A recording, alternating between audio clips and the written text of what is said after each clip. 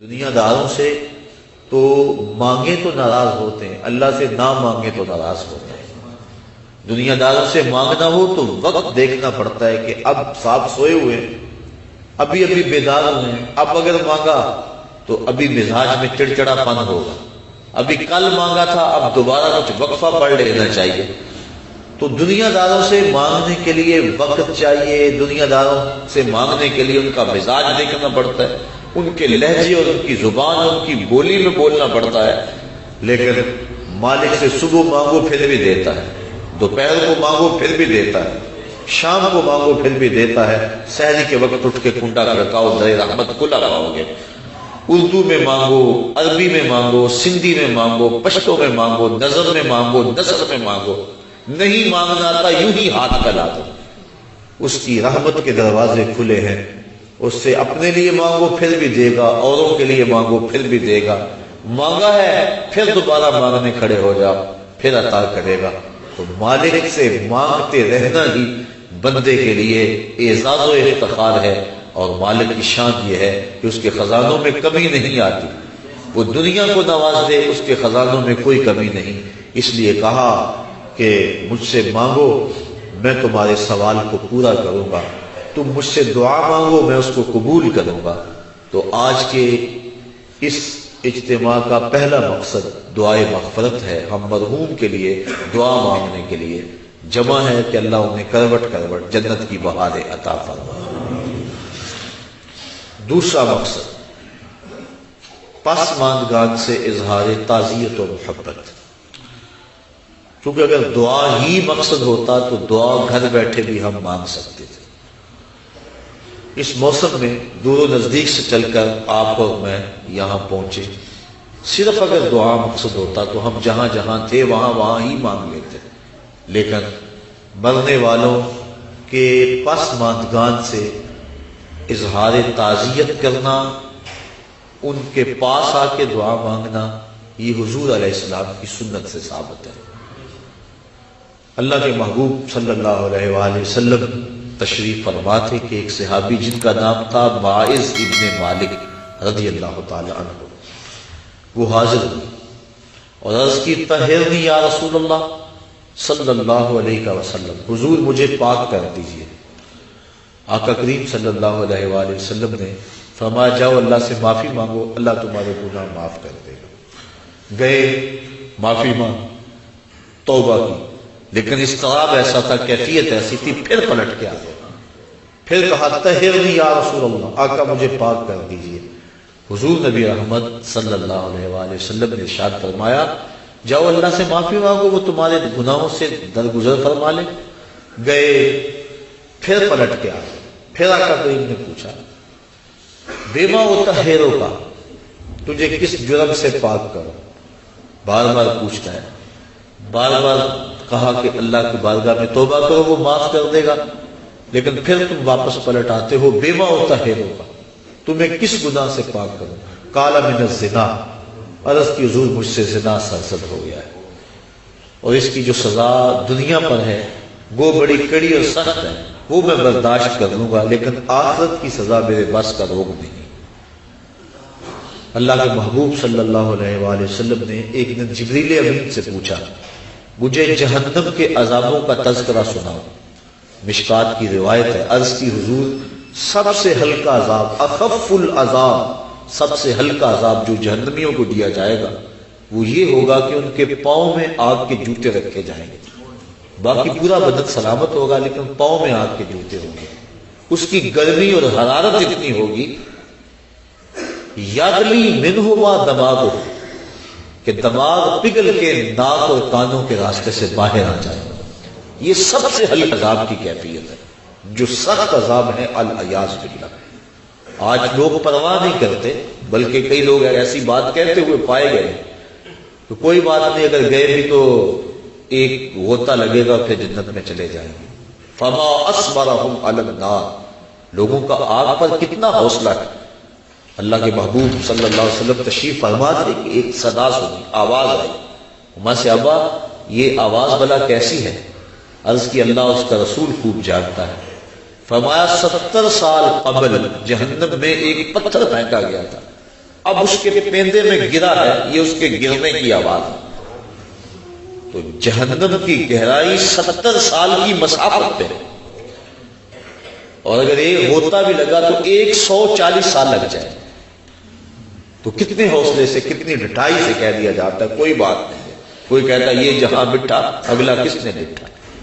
حضرت غوث اعظم شیخ عبد القادر جیلانی رحمت اللہ تعالی علیہ فرماتے ہیں جاؤ قبرستان میں جا کے دیکھو کتنے کتنے حسینوں کی مٹی خراب ہو رہی ہے، جو اپنے بدن پہ چٹکی مٹی نہیں پڑنے دیتے تھے، آج ان کا کفن بھی تار تار ہو گیا۔ اللہ اکبر۔ تو جہنم کے عذاب بڑے سخت ہیں۔ روایات میں آتا ہے جب جہنمی جہنم میں جائے گا اس شدت کی پیاس لگے گی اور بار بار تقاضا کرے گا مجھے پانی دیا جائے، 70 سال تو اس کی آواز کوئی نہیں سنے گا۔ 70 سال کے بعد داروغہ جہنم جھڑک کے کہے گا بتا کیا چاہیے، وہ کہے گا مجھے پانی چاہیے، تو داروغہ جہنم اس کو پانی دے گا۔ کون سا؟ منرل واٹر کی بوتل تھمائے گا اس کے ہاتھ میں، یا کوکا کولا یا پیپسی؟ قرآن پڑھی ہے، اس کو 2 پانی دیے جائیں گے، مائے حمیم اور مائے غسلین۔ مائے حمیم کھولتا ہوا پانی، اور ابن رجب حنبلی لکھتے ہیں وہ اتنا گرم ہوگا جب کٹورے میں رکھ کے اس کو دیا جائے گا اور وہ پینے کے لیے منہ کے قریب بڑھائے گا تو اس کے چہرے کی کھال اس کی بھاپ سے ادڑ کے اس کے اندر گر پڑے گی، اس قدر وہ گرم ہوگا۔ دوسرا پانی اس کو مائے غسلین دیا جائے گا، اور یہ جہنمیوں کی پیپ کا پانی ہوگا، اور اتنا بدبودار ہوگا اگر اس کا ایک قطرہ اب دنیا پہ ڈال دیا جائے تو اس کی بدبو سے لوگوں کے دماغ پھٹ جائے۔ انسان تو انسان رہے، جانوروں کے دماغ اس کی بدبو سے پھٹ جائے۔ تو وہ سخت عذاب ہے جہنم کے۔ عرض کی حضور وہ عذاب میں نہیں سہ سکتا، گو سنسار کرنا سزا ہے زنا کی شادی شدہ کے لیے، لیکن میں دنیا کے اوپر اپنے آپ کو پاک کر کے آخرت میں سرخرو ہو کے جانا چاہتا ہوں۔ آقا کریم نے فرمایا کہ اس نے شراب تو نہیں پی رکھی کہ نشے میں کہہ رہا ہوں، اسے نہیں پتا اس کی کتنی بڑی سزا ہے جو یہ بات کر رہا ہے۔ ایک صاحب اٹھے، منہ سونگا، عرض کی نہیں حضور ایسی کوئی حالت نہیں ہے۔ پھر پوچھا آقا نے کہ اس کا توازن عقلی تو ٹھیک ہے؟ صحابہ نے عرض کی ہاں حضور صحیح الحواس ہے۔ اتنے میں وہ 4 مرتبہ بار بار اقرار کر چکے کہ حضور میں نے زنا کر لیا اور میں شادی شدہ ہوں۔ آقا کریم نے فرمایا مائز ابن مالک کو سنسار کر دیا گیا، سنسار کر دیا گیا۔ جب ان کو پتھر مارے جا رہے تھے، ایک روایت کے لفظ ہیں کہ حضور مسجد نبوی میں سخت اضطراب میں مبتلا تھے، آنکھوں میں آنسو، کبھی کھڑے ہو جاتے ہیں کبھی بیٹھ جاتے ہیں۔ کسی نے پوچھا بندہ نواز خود ہی تو حکم دیا اور خود ہی رو رہے ہو؟ کہا وہ میرا عدل تھا، یہ میری محبت ہے۔ اب انہیں جب سنسار کر دیا گیا، حضور ان کا جنازہ پڑھانے کے لیے نکلے۔ کسی نے تحقیرانہ لہجے میں کہا لو مائز نے زنا کیا تھا، بس آقا کریم کے چہرے پہ سرخیاں دوڑنے لگی، غصے میں آ گئے۔ فرمایا خبردار اگر کسی نے میرے مائز پہ بات کی، میرے مائز نے ایسی سچی توبہ کی ہے اگر روئے زمین کے تمام مسلمانوں میں تقسیم کر دی جائے سب کی مغفرت ہو جائے، کہ اس نے اپنے آپ کو حد شرع کے لیے خود پیش کیا۔ اور جب کوئی شخص اپنے آپ کے اوپر حد شرع کا نفاذ کروا لیتا ہے وہ ایسے پاک ہو جاتا ہے جیسے ابھی ماں کے پیٹ سے اس نے جنم لیا۔ اب حضرت مائز ابن مالک کا جنازہ حضور نے خود پڑھایا۔ ان کی وفات کا دوسرا دن تھا یا تیسرا دن، راوی کو شک ہے کہ دوسرا دن تھا یا تیسرا دن۔ اللہ کے محبوب صلی اللہ علیہ وآلہ وسلم ان کے گھر تشریف لے گئے۔ جب حضور تشریف لے گئے، حدیث کے لفظ ہیں وَهُمْ جُلُوسٌ، جب حضور گئے تو وہاں کافی لوگ صحابہ بیٹھے ہوئے تھے۔ آقا کریم نے ارشاد فرمایا اپنے بھائی مائز کے لیے مغفرت کی دعا کرو۔ اگر دعا ہی مقصود ہوتی تو وہ گھر بیٹھے بھی ہو سکتی تھی، اگر دعا ہی مقصود تھی تو وہ حجرہ عائشہ میں بھی ہو سکتی تھی، وہ ستون تہجد کے پاس بھی ہو سکتی تھی، وہ مسجد نبوی میں بھی ہو سکتی تھی۔ نماز کے بعد اجتماع میں دعا کی جا سکتی تھی، پھر نماز جنازہ خود دعا ہے۔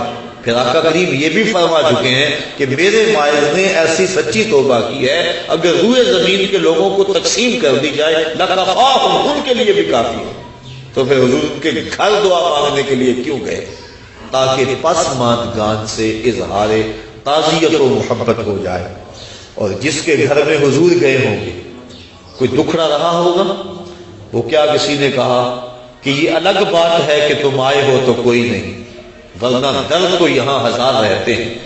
تو جب حضور گئے ہوں گے دکھڑے دور ہو گئے ہوں گے تو پسماندگان کے ہاں جا کے تعزیت کرنا، ان کے دکھوں کو کم کرنا ہوتا ہے۔ تو ایسی محافل کا دوسرا مقصد اور مدعا یہ ہے کہ ہم پسماندگان سے اظہار تعزیت کریں۔ پہلا مقصد دعائے مغفرت جس کا تعلق مرنے والے کی ذات سے تھا، دوسرا مقصد پسماندگان سے اظہار تعزیت و محبت، اور تیسرا مقصد میں اور آپ اپنی ذات کے لیے عبرت اور فکر لے کے جائیں کہ آج وہ ہمارے اندر نہیں، ایک وقت ہمارے اوپر بھی آنے والا ہے کہ ہم بھی قبر کی تنہائیوں میں ہوں گے اور لوگ ہمارے لیے جمع ہو رہے ہوں گے۔ جب وہ گھر سے نکلے تھے تو انہیں تو یہ پتا نہیں تھا کہ میں واپس پلٹ کے آ نہیں سکوں گا، نہ بچوں کو پتا تھا کہ ہم اپنے باپ کو آخری بار دیکھ رہے ہیں۔ اس قدر موت قریب ہے۔ فرمایا زندگی اور موت کے بارے میں کیا خیال ہے؟ عرض کی روح فجر کی نماز پڑھی ہے، پتہ نہیں ظہر پڑھ سکیں گے یا کہ نہیں۔ کہا میری صحبت میں رہتے اور اتنی لمبی امید؟ عرض کی حضور ظہر پڑھی ہے، پتہ نہیں عصر پڑھنے کا موقع نصیب ہوگا یا کہ نہیں۔ ایک بولا عصر پڑھی ہے، پتہ نہیں مغرب پڑھ پائیں یا کہ نہیں۔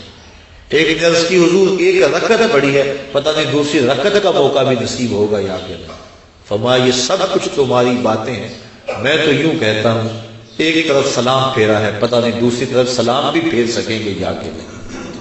اس قدر موت قریب ہے، اور جب ہمیں اس بات کا یقین و اذعان ہے کہ موت اتنی قریب ہے، اور موت کا انکار بھی کوئی نہیں کرتا، لوگوں نے خدا کا انکار کر دیا، لیکن آج تک کسی فرقے نے، کسی گروہ نے، کسی جتھے نے آج تک موت کا انکار نہیں کیا۔ ہر شے میں اختلاف پایا جاتا ہے، موت ایک ایسی چیز ہے جس میں کسی فرقے کا، کسی گروہ کا، مذہب کا اختلاف نہیں۔ تو موت ایک اٹل حقیقت ہے جس سے رستگاری کسی کو نہیں۔ اس کا وقت بھی نہیں بتایا گیا کہ کس وقت پیغام اجل آ جائے، تو قبل اس سے کہ وہ وقت آئے ہم نے اپنی زندگی کی راہیں ٹھیک کرنی ہے۔ حضرت امام غزالی رحمۃ اللہ تعالی علیہ فرماتے ہیں کہ موت کا کھٹکا اور خدشہ ہر شخص کو ہے، لیکن تین طرح سے لوگ موت سے ڈرتے ہیں۔ کچھ لوگ موت سے اس لیے ڈرتے ہیں مر گیا تو میری زندگی کی لذتیں چھن جائیں، اب تو میں نے کاروبار سنبھالا ہے، محنت کی ہے، اس عہدے پہ پہنچا ہوں، اگر میں مر گیا تو یہ سب کچھ چھن جائے گا، میرا وقار جاتا رہے گا، تو وہ موت سے ڈرتا ہے۔ انسان کی ہوس اور خواہش نفس کو یہ ڈر اور خوف بڑھا دیتا ہے۔ کچھ لوگ موت سے اس لیے ڈرتے ہیں کہ اگر میں مر گیا تو میرے بچے چھوٹے چھوٹے رہ جائیں گے، یتیم ہو جائیں گے، در در کے دھکے ان کا مقدر ہوں گے، میری بیوی بیوہ ہو جائے گی، میرے ماں باپ میری موت کا پیغام سن کے سخت اضطراب میں مبتلا ہوں گے، اور جو ان کا دکھ ہوگا وہ دیکھا نہیں جائے گا۔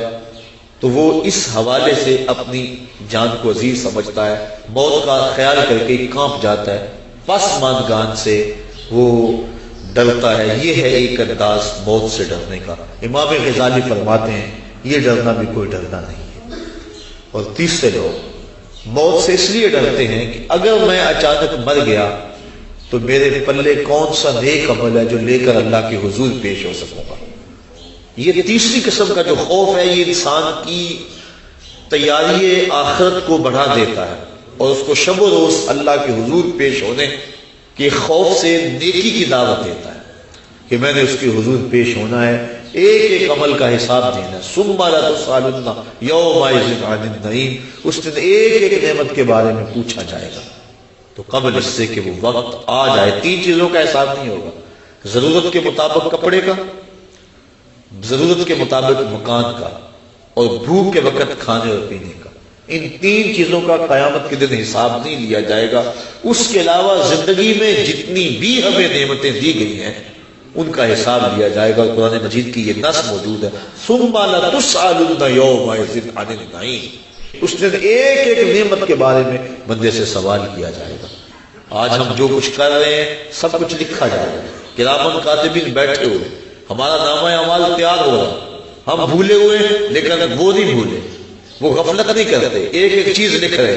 قیامت کے دن جب سب کچھ سامنے آئے گا تو اس وقت انسان جب نامہ اعمال دیکھے گا پھر حیران ہوگا اور کہے گا ما لہذا الکتاب لا یغادر صغیرۃ ولا کبیرۃ الا احصاها، ہاں اس کتاب کو کیا ہو گیا، اس نے چھوٹی بڑی کوئی چیز نہ چھوڑی، سب کچھ لکھ دیا۔ اس دن پھر سخت پچھتائے گا، لیکن اس دن پچھتانے سے کچھ حاصل نہیں ہوگا۔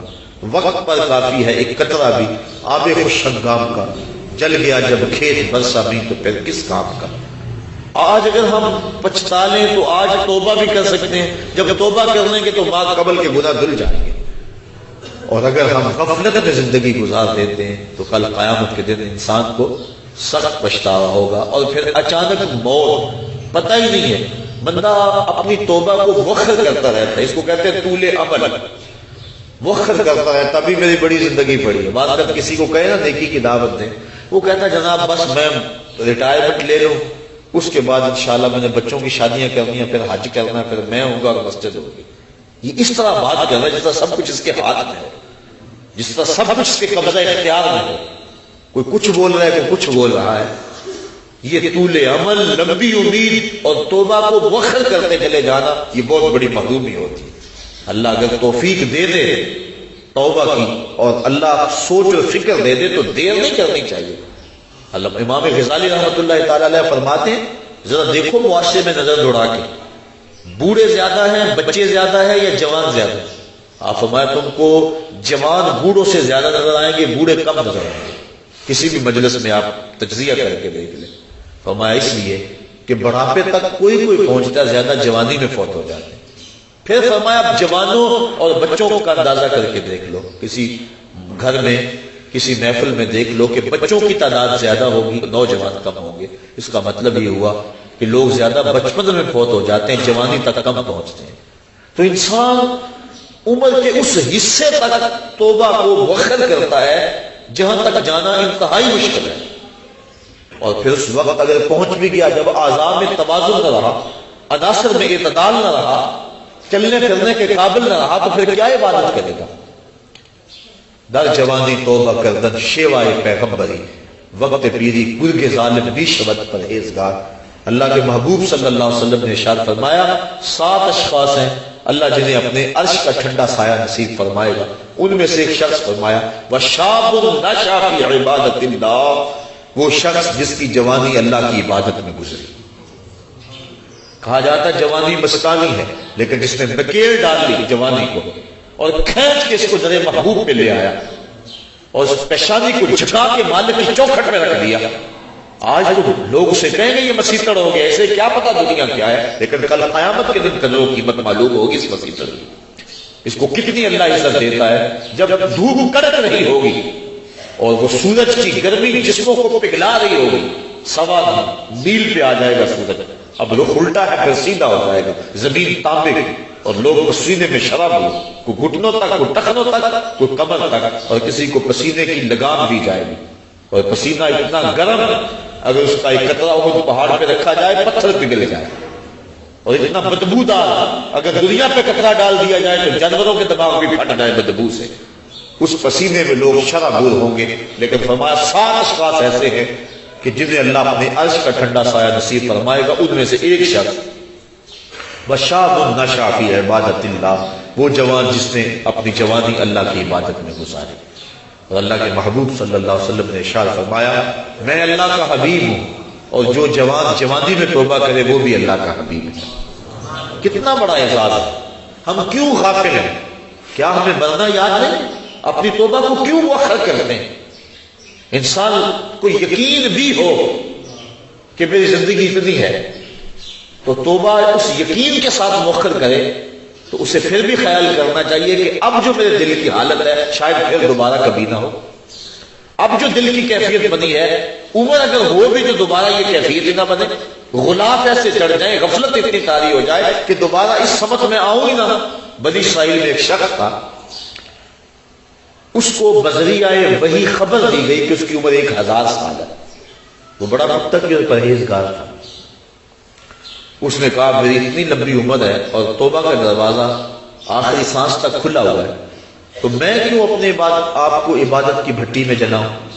اس نے کہا کہ میں 900 سال گناہ کر لیتا ہوں اور 100 سال قبل توبہ کر لوں گا۔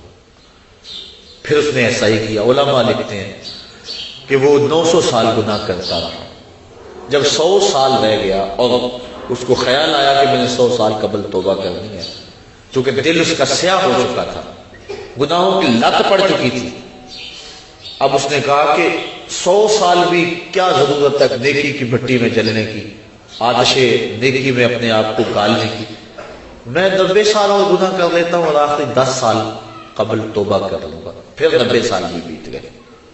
اس کے بعد پھر 90 سال کے بعد 10 سال آئے، توبہ کا خیال آیا، پھر کہا 1 سال قبل کر لوں گا، تک 1 مہینہ، 1 ہفتہ. علامہ رومی کہتے ہیں 1 دن باقی رہ گیا، اور اب وہ کہتا تھا میں یہ کر لوں، وہ کر لوں، فلاں چیز رہ گئی ہے، حتیٰ کہ اس کی روح دبوچ لی گئی، اس کو توبہ کی توفیق نہ ہو سکی.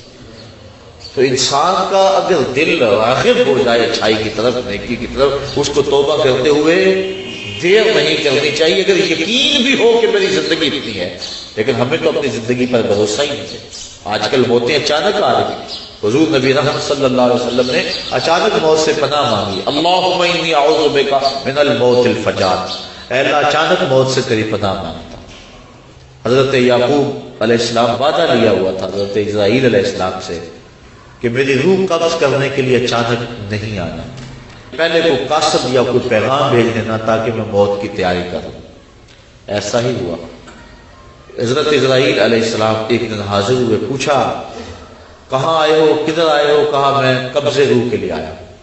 کہا تم نے تو وعدہ کیا تھا کہ پہلے کو قاصد یا پیغام بھیجوں گا، تم نے نہ کوئی قاصد بھیجا نہ پیغام بھیجا. کہا حضرت آپ کے سامنے کتنے لوگوں کی موت واقع ہوئی ہے، یہ میرا قاصد نہیں تھا تو اور کیا تھا. آپ کی داڑھی میں سفید بال آ گئے، یہ میرا قاصد نہیں تھا تو اور کیا تھا. آپ کی آنکھوں میں سفیدی اتر آئی ہے، یہ میرا قاصد نہیں تھا تو اور کیا تھا. تو لوگوں کی موت ہمارے لیے سامان عبرت ہے، یہ ہمارے لیے پیغام موت ہے. داڑھی میں سفید بال آنے لگے تو سمجھ لو موت کا قاصد آ گیا. حضرت عمر فاروق رضی اللہ تعالیٰ عنہ صبح و شام دوپہر ایک ملازم آ کے آپ کو کہتا ہے عمر موت کو نہیں بھولنا. کب کپا کے رہ جاتے، اپنا محاسبہ کرتے، توبہ کرتے. 2-3 مرتبہ دن میں وہ حاضر ہوتا. ایک دن وہ آیا، آپ نے اس کو مشاہرہ دیا، کہا میاں آج کے بعد نہیں آنا. حضرت مجھ سے کوئی گستاخی ہوگی؟ کہا نہیں. تو پھر کیا ماجرا ہے، مجھے چھٹی کیوں کروائی جا رہی ہے؟ تو حضرت عمر فاروق نے داڑھی پہ ہاتھ رکھا، ایک بال الگ کیا، وہ بال سفید ہو چکا تھا. کہا میاں اب تیرے آنے کی ضرورت نہیں ہے، یہ بال ہی مجھے چین سے نہیں بیٹھنے دے گا. ہماری تو پوری داڑھی سفید ہو جائے. میاں محمد بخش آر پہ کھڑی رومی کشمیر نے کیا خوب کہا تھا، ہڈیاں کمبڑ گوٹے کھڑکن تے اڑ گیا لک تیرا، اجے بھی بدیوں باز نہ آئیں جیو مرد دلیرا. یا ایھا الانسان ما غرک بربک الکریم. اے انسان تجھے کریم رب سے کس نے غافل کر دیا ہے؟ الذی خلقک فسواک فعدلک فی ای صورت ما شاء رکبک. جس رب نے تجھے پیدا کیا، تیرے اعضاء کو توازن دیا، تجھے حسن دیا، تجھے جوانی بخشی، تجھے گوناگون نعمتوں سے نوازا، تجھے بولنے کا سلیقہ دیا، تجھے چلنے کا طریقہ دیا، تجھے حواس خمسہ سے نوازا، تجھے بہتریاں اور بھلائیاں نصیب کی، اور اس مالک کا در چھوڑ کر تو کہاں بھاگ رہا ہے؟ ما غرک بربک الکریم. بتا وہ کون سی چیز ہے جس نے تجھے رب سے مغرور کر دیا. دولت وہ 4 دن کی کہانی ہے، حسن ڈھل جانے والا ہے، دولت ختم ہو جانے والی ہے، جوانی وہ آج ہے کل نہیں ہوگی. تو کس چیز نے تجھے مغرور کر دیا؟ مالک کے حضور ہم نے اپنی محبتوں اور اپنی الفتوں کا خراج پیش کرنا ہے، اور اس کی عبادت سے، اس کے ذکر و فکر سے اپنے اندر کو تابیدگی دینی ہے. ایسا نہ ہو کہ ہماری زندگی ساری برباد ہو جائے اور پھر بعد میں ڈاٹا پچھتاوا ہو. یہ مرنے والے ہمارے لیے سامان عبرت ہیں. اللہ تعالیٰ جل شانہ اپنے محبوب صلی اللہ علیہ وسلم کے صدقے مرحوم کو کروٹ کروٹ جنت کی بہاریں نصیب فرمائے، اور ہمیں یہ سوچنے کی توفیق عطا فرمائے کہ آج وہ نہیں ہے کل ہم نہیں ہوں گے. آج وہ قبر کی تنہائیوں میں، ان کی جگہ ہم بھی تو ہو سکتے تھے. حضرت امام غزالی فرماتے ہیں اللہ نے مرنے والوں کے ذریعے سے جو پسماندگان ہیں ان پر احسان کیا. پوچھا گیا وہ احسان کیسے؟ وہ تو بیچارے دکھ میں مبتلا ہے. جن کا بھائی بچھڑ گیا، جن کا بیٹا بچھڑ گیا، جن کا باپ بچھڑ گیا، وہ تو دکھ میں ہے. آپ کہتے ہیں احسان ہوا؟ فرمایا وہ اس اعتبار سے کہ اس کی موت کو ان سب کے لیے عبرت بنا دیا گیا، اور اس کی موت کو دیکھ کر یہ توبہ کر لیں، اپنے معاملات حیات درست کر لیں اور آخرت کی تیاری کر لیں۔ اور اگر ان میں سے کسی کی موت کو اس کے لیے عبرت بنا دیا جاتا تو یہ کیا کرتے؟ اس لیے اللہ نے مرنے والوں کے ذریعے سے جو باقی پسماندگان ہیں ان پر احسان کیا اور ان کو ایک اور موقع سنبھلنے کا دیا کہ وہ سنبھل جائیں اور اپنی زندگی کی راہیں ٹھیک کر لیں۔ تو یہ ہمارے لیے ایک موقع ہے کہ ہم اپنی زندگی کی راہوں کی درستگی کا سامان کریں۔ آج وہ چلے گئے، ہمیں پیغام دے گئے کہ میاں تم بھی ہمارے پیچھے آ رہے ہو، اور کوئی پتہ نہیں کہ پیغام اجل کس وقت آ جائے اور پھر کوئی حجت باقی نہ رہے۔ آئیے میں اور آپ اپنے مالک سے رجوع کریں اور اپنے مالک سے اپنے پچھلے گناہوں کی بخشش مانگے۔ آج ہم اگر توبہ کر لیتے پچھلے گناہ دھل جائیں گے، ماں قبل کے سارے گناہ معاف ہو جائیں گے۔ حضور نبی رحمت صلی اللہ علیہ وسلم نے ارشاد فرمایا التائب من الذنب کمن لا ذنب له، گناہ سے توبہ کرنے والا ایسا ہوتا ہے جس طرح اس نے گناہ کیا ہوا ہی، بالکل اللہ صاف و پاک سے فرماتا ہے جس طرح ماں کے بدن سے ابھی اس نے جنم لیا۔ تو اگر آج ہم توبہ کر لیتے ہیں تو ماضی صاف ہے اور آئندہ اپنی زندگی کو احتیاط سے گزاریں، لیکن آج اگر ہم توبہ نہیں کرتے، رجوع نہیں کرتے اور ہمارا بوجھ بڑھتا چلا جاتا ہے، اور اگر توبہ کی توفیق بھی نہیں ہوتی اور اچانک موت ہماری روح اچک لیتی ہے تو پھر آخرت کے معاملے تو بڑے سخت ہیں۔ تو قبل اس سے کہ وہ وقت آئے اور پھر پچھتاوا لگے، مجھے اور آپ کو آج ہی اپنی اصلاح کرنی چاہیے۔ اللہ تعالیٰ جل شانہ مرحوم کو کروٹ کروٹ اپنے جوار رحمت میں جگہ نصیب فرمائے اور پسماندگان کو صبر کی لازوال دولت عطا فرمائے، کیونکہ مشکل کے موقع پہ صبر ہی اجر کا باعث بنتا ہے۔ اللہ کے محبوب صلی اللہ علیہ وآلہ وسلم نے صبر کی تلقین فرمائی جب ایک خاتون راستے میں حضور نے دیکھا کہ وہ رو رہی ہے، اصبری یا امۃ اللہ، اے اللہ کی لونڈی صبر کرو، کیونکہ اگر انسان صبر نہیں کرے گا تو کیا کر لے گا؟ جانے والے تو واپس نہیں آئیں گے، وہ تو چلے گئے۔ اب ہم نے ان سے عبرت حاصل کرنی ہے اور ایسا انداز اختیار نہیں کرنا جس سے بے صبری کا اظہار ہو۔ یہ بات ذہن میں رکھیں کہ مرنے والوں کے جانے کا دکھ سینے میں موجود ہوتا ہے۔ غم کے اظہار کے دنیا پر 4 طریقے ہیں۔ دل غم زدہ ہوتا ہے، یہ ایک فطرت ہے۔ آنکھوں سے آنسو بہتے ہیں، یہ بھی ایک فطرت ہے۔ انسان اپنی زبان سے واویلا کرتا ہے اور اپنے ہاتھوں کو اپنے بدن پہ مارتا ہے، تماچے لگاتا ہے، یہ 4 طریقے ہیں۔ آنکھوں کا غم اور دل کا غم رحمان کی طرف سے، ہاتھوں کا غم اور زبان کا غم شیطان کی طرف سے۔ جب حضور کے فرزند ارجمند حضرت ابراہیم علیہ السلام کا انتقال ہوا اور حضور تشریف لائے، آقا کریم اپنے بیٹے کے سرہانے بیٹھ گئے، وَأَيْنَا رَسُولِ اللَّهِ تَدْمَعَانِ، حضور کی آنکھوں میں آنسو تھے۔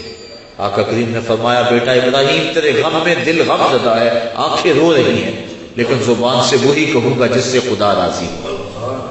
اور فرمایا لیس منا من ضرب الخدود وشق الجیوب ودعا بدعوى الجاہلیہ، جس نے اپنا گریبان نوچا اور اپنے منہ پہ تماچے مارے اور جہل جیسی باتیں کی، فرمایا ہمارے ساتھ اس کا کوئی تعلق نہیں۔ تو دل کا غم یا کبھی آنکھوں سے آنسو بہ جائیں تو اس پر شریعت میں مواخذہ نہیں ہے، بلکہ یہ شفقت کی وجہ سے ہے۔ اس کے علاوہ ایسے جملے کہہ دینے جس سے ناشکری کا اظہار ہو رہا ہو، یا اس انداز کے ساتھ اپنے ہاتھوں کو حرکت دینا کہ جس سے بے صبری کا مظاہرہ آ رہا ہو، شریعت اسلامیہ نے اس کو منع فرمایا ہے۔ تو صبر پر اللہ تعالیٰ اجر لکھا ہے، اور انسان جب کسی دکھ پہ صبر کرتا ہے اللہ اس کے بدلے اس کو آخرت میں اجر دیتا ہے۔ ظاہر ہے کہ بچے چھوٹے چھوٹے رہ گئے اور یہ ان کی زندگی باپ کے بغیر انتہائی دکھوں والی زندگی ہے، لیکن اس پہ اگر یہ صبر کریں گے تو اللہ تعالیٰ اس کا صلہ آخرت کے اندر عطا فرمائے گا۔ اللہ کے محبوب صلی اللہ علیہ وسلم کی خدمت میں خاتون حاضر ہوئی، عرض کی حضور میں مرگی کے دوروں میں مبتلا ہوں اور گر پڑتی ہوں جس سے میرا سطر بھی کھل جاتا ہے، تو آپ میرے لیے دعا کریں کہ میری یہ بیماری ٹھیک ہو جائے۔ تو حضور علیہ السلام نے ارشاد فرمایا کہ اگر تو کہے تو میں دعا کر دیتا ہوں، اور اگر تو صبر کرے تو تجھے جنت کا وعدہ دیتا ہوں۔ اس نے عرض کی حضور میں صبر کر لوں گی. جنت کے وعدے کو اس نے ترجیح دی. آج ہم نے اوڑھنا بچھونا دنیا بنا لیا ہوا, آخرت کو بھول گئے ہوئے.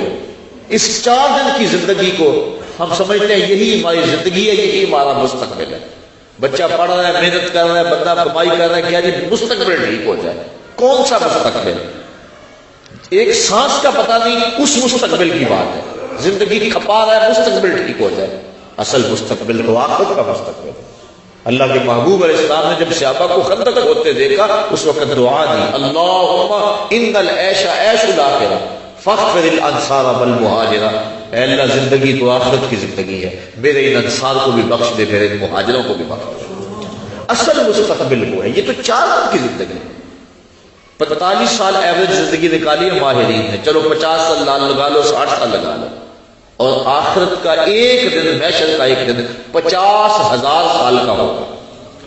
ذرا کبھی کیلکولیٹر لے کے حساب تو کریں, ایک دن 50,000 سال کا, اور یہ ساری زندگی 50 سال کی. اس ایک دن کے مقابلے میں ذرا اس زندگی کا حساب نکالے نا, منٹوں سیکنڈوں کے اندر یہ ایک دن آئے گا. تو انسان اس کو سنبھالنے کے لیے اس کو برباد کر لے جو نہ ختم ہونے والی ہے, تو کٹ ہی جائے گی. دکھوں میں کٹی پھر بھی کٹ ہی جائے گی. جس کے پاس دولت کے انبار ہیں, نیند کی گولیاں کھانے کے بغیر وہ بھی نہیں سوتے, چین میں بھی نہیں. کیونکہ دنیا کے اوپر چین نام کی چیز کیسے ہوگی جبکہ انسان کے خمیر پر 39 دن تک غموں کی بارش ہوئی ہے اور صرف ایک دن خوشی کی بارش ہوئی ہے. خوشیاں اور غم زندگی میں اس تناسب کے ساتھ ہے. خوشی عارضی ہوتی ہے, غم دیرپا ہوتا ہے. خوشی اور غم جب اکٹھے ہو جائیں تو غم ہی غالب ہوتا ہے, خوشی یاد نہیں رہتی بلکہ خوشی بھی غم میں بدل جاتی ہے. تو انسان کی زندگی میں دکھ ہے, اذیتیں ہیں, آزمائشیں ہیں, امتحان ہیں. تو اصل زندگی وہ زندگی ہے. اگر یہ اچھی بھی گزر گئی, تخت پہ بیٹھے ہوئے بھی گزر گئی, تو کتنا عرصہ ہے, بہت تھوڑی مدت. اور اگر یہ زندگی دکھوں میں بھی گزر گئی تو گزر ہی جائے گی. وہ کیا کہا تھا میر تقی میر نے کہ وہ ریشموں کا خواب میں سرمست ہیں تو کیا ہوا, رات اس کی بھی کٹ گئی جو کہ عود تھا. بخار میں مبتلا تھا, زخم زخم تھے پورے بدن پہ, اور کوئی پرسان حال بھی نہیں تھا. بات ٹھٹھرتی ہوئی سردی میں ریت کے اوپر پڑا تھا, ہلکی ہلکی بارش بھی ہو رہی تھی اور سردیوں کی لمبی رات تھی. بتاؤ شخص کو رات کاٹنا کتنا مشکل ہوگی.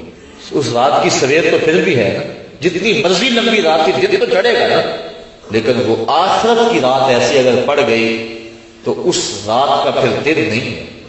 موت کو بھی مینڈے کی شکل کے اندر میدان حشر میں لا کے ذبح کر دیا جائے گا. کتابوں میں آتا ہے کہ جنتی جنت میں جانے کے باوجود صرف ایک ڈر میں ہوں گے, اور جہنمی جہنم میں دکھوں کے باوجود ایک خوش فہمی میں ہوں گے. وہ کیا ہے؟ جنتیوں کو جب نعمتیں ملیں گی, مائے معین, کوثر, سلسبیل, کیا کچھ نہیں ہوگا جنت میں. اللہ نے قرآن مجید کے اندر تذکرے کیے. تو جب وہ دیکھیں گے تو دل میں کھٹکا پیدا ہوگا کہیں موت نہ آ جائے. اور جہنمی جب دکھ, آگے بھی آگ, پیچھے بھی آگ, دائیں بھی بائیں بھی, اوپر بھی نیچے بھی, اور یہ آگ کو جلاتی ہے, وہ آگ اس سے 70 گنا تیز, اور یہ صرف جلاتی اور خشک کرتی ہے, وہ چپک جاتی ہے لوگ کی طرح جسم کے ساتھ, اور بدبودار آگ ہے اور سیاہ رنگ کی آگ ہے. اس آگ میں جب جسم بھی بڑا کر دیا جائے گا تاکہ یہ عذاب زیادہ اس کو ہو, 70 گز موٹی کھال بنا دی جائے گی. اور اللہ قرآن مجید میں فرماتا جب کھال جل جائے گی تو ہم اس کی جگہ نئی کھال بدل دیں گے تاکہ یہ عذاب کی تکلیف سہے. اس نے دنیا کے اندر میرے حکموں کو توڑا اور میرے حکموں کی پرواہ نہ کی. اس کو زندگی میں نے دی, اس کو عزت میں نے دی, اس کی آنکھوں میں نور میں نے رکھا, اس کی زبان کو بولنے کا سلیقہ میں نے دیا, اس کی ٹانگوں کو چلنے کا طریقہ میں نے دیا, اس کو سانسیں میں نے اگی, اس کے لیے سبزے زمین سے میں نے اگائے, اس کے لیے پانی آسمان سے میں نے برسایا. اس کے لیے میں نے کیا کچھ نہ کیا. کہیں سورج خدمت میں لگا ہے, کبھی چاند خدمت میں لگا ہے, کہیں جانور بال برداری کے لیے, کہیں سواری کے لیے ہے. اتنا کچھ اس کے لیے میں نے پیدا کر دیا, اس کو سجدہ کرنا گوارا نہیں تھا. کتنا متکبر اور کتنا مغرور ہو گیا دنیا پہ جا کے, اپنے رب کو بھول گیا. یا ایھا الانسان ما غرک بربک الکریم. اس لیے اللہ اس دن پہ 70 ہاتھ موٹی کھال جو ہے وہ بدن پہ چڑھائے گا, اور وہ جلتی جائے گی, پھر بدلتی جائے گی, اور پھر وہ تکلیف سہے گا. اور اگر بندہ اس دنیا پہ آ کے اپنے مالک کو راضی کرتا ہے, اس نے اس کے لیے جنت بنائی. اور جنت کی نعمتیں اس کے لیے بنائی ہیں. جہنم کے اندر جہنمی سخت اذیت میں ہوں گے. اللہ کا قہر و غضب بھی برس رہا ہوگا, دروغہ جہنمی جھڑک رہا ہوگا, دائیں بائیں آگ ہوگی. پھر اس کو صرف ایک امید ہوگی کہ کبھی موت آ جائے گی نا تو جان چھوٹ جائے گی. جب مریض تڑپتا ہوتا تو وہ موت مانگتا, وہ موت مانگے گا. جنتی جنت میں جا کر یہی کھٹکا ہوگا کہیں موت نہ آ جائے, اور جہنمی جہنم میں جا کر اسی خوش فہمی میں ہوگے کبھی موت آ گئی تو جان چھوٹے گی. پھر اللہ تعالیٰ حشر کے میدان میں لائے گا موت کو ایک مینڈے کی شکل میں, حضرت یحییٰ علیہ السلام کے ہاتھوں میں چھری دے گا, اور جنتی جنت سے اور جہنمی جہنم سے لمبی لمبی گردنیں نکال کے دیکھیں گے, اور پھر ان کے سامنے موت کو ذبح کر دیا جائے گا. پھر جنتی ابدی طور پہ خوش ہو جائیں گے, اور جہنمیوں کی حسرت اور بڑھ جائے گی. اب تو موت کو بھی موت آ گئی, اب تو مریں گے بھی نہیں. تو وہ رات لمبی ہے, اگر پڑ گئی تو سخت اضطراب. اس لیے یہ تھوڑی سی زندگی دکھ میں بھی گزر گئی, سولی پہ چڑھ کے بھی گزر گئی, گزر ہی جائے گی. لیکن وہ زندگی ختم نہیں ہونے پائے گی. وہ ایسی شب ہے جس کا سویر کوئی نہیں, وہ ایسی شب ہے جس کی سحر کوئی نہیں. تو اگر اس زندگی کو برباد کر دیا اور اس کو سنوار دیا, پہلے تو یہ سنورنے کا یقین ہی نہیں ہے نا, چین ہے ہی نہیں, ہوگا بھی چین, تخت پہ بھی گزار دیا, تو پھر آگے ایک چیز کا حساب ہونا ہے. وہ بادشاہ پھولوں کی سیج پہ سویا کرتا تھا نا, اللہ اکبر, لونڈی روزانہ پھولوں کی سیج بچھاتی. ایک دن لونڈی کے دل میں آیا بادشاہ مدت سے پھولوں والی سیج پہ سوتا ہے, پتہ نہیں کیا لذت ہے, میں بھی تو لیٹ کے دیکھوں کیا مزہ ہے. سیج تیار کی اور اس کے اوپر لیٹ گئی. ابھی لیٹی ہی تھی, سارے دن کی تھکی تھی بیچاری, نیند آ گئی. جب نیند آئی بادشاہ وقت پہ کمرے میں داخل ہوا, دیکھا میری سیج پہ لونڈی سوئی ہوئی, غصے سے لال پیلا ہو گیا. ایک لونڈی کو یہ جرأت کہ بادشاہ کی سیج پہ سوئے. اس نے جلاد کو بلایا کہ اس کو یہیں سے پکڑو, الٹا لٹکا دو اور اتنے کوڑے مارو کہ اس کی روح نکل جائے, تاکہ لوگوں کو یہ عبرت ہو جائے کہ بادشاہوں کی سیج کتنی مقدس ہوا کرتی ہے. باقی ملازمین بھی جان میں. لونڈی کو پکڑا گیا اور الٹا لٹکا کے جلاد کوڑے برسا رہا ہے. وہ چیختی ہے, چلاتی ہے, روتی ہے. اچانک اس نے روتے روتے ہنسنا شروع کر دیا. بادشاہ نے کہا جلاد کو رک جاؤ, اسے پوچھو کیوں روتی ہے, اسے یہ بھی پوچھو ہنستی کیوں ہے. جلاد نے پوچھا لونڈی بتا تو کیوں روتی ہے, اور یہ بھی بتا تو ہنستی کیوں ہے. اس نے کہا روتی تو میں اس لیے ہوں, جب کوڑا لگتا ہے میری جان نکلنے کو آتی ہے. تو کہا پھر ہنستی کیوں ہے. کہا میں یہ سوچ کے ہنستی ہوں کہ چند لمحوں کے لیے سیج پہ سوئی اور اتنی تکلیف پہنچ رہی ہے, جس کو عمر ہوگی سوتے ہوئے اس کا کیا بنے گا. تو آج ہم چاہتے تو یہ ہیں کہ مالک کو بھول جائیں اور زندگی کیش اپنا لیں, لیکن کل قیامت کے دن ایک ایک چیز کا حساب دینا ہوگا. حضرت امام جعفر صادق کہتے ہیں میرا تو ٹھنڈا پانی پینے کو دل نہیں کرتا کہ قیامت کے دن کبھی اس کے حساب میں چکرا نہ جائے. تو بزرگوں نے کیسی کیسی احتیاطیں کی ہیں اور ہم کیسے غافل ہیں. تو صاحبو, یہ زندگی, یہ موت اللہ نے ہمارے لیے آزمائش بنائی. وہ دیکھنا چاہتا ہے کہ میرا کون سا بندہ کیسے عمل کرتا ہے. خلق الموت والحیات لیبلوکم ایکم احسن عملا. کون سا بندہ کیا عمل کرتا ہے. ہم نے اچھے عمل کر کے, اصل ہماری زندگی آخرت کی زندگی ہے جو نہ ختم ہونے والی ہے. دو گھر ہیں, دوزخ اور جنت. اللہ نے قرآن مجید کے اندر دونوں کے نقشے بیان کر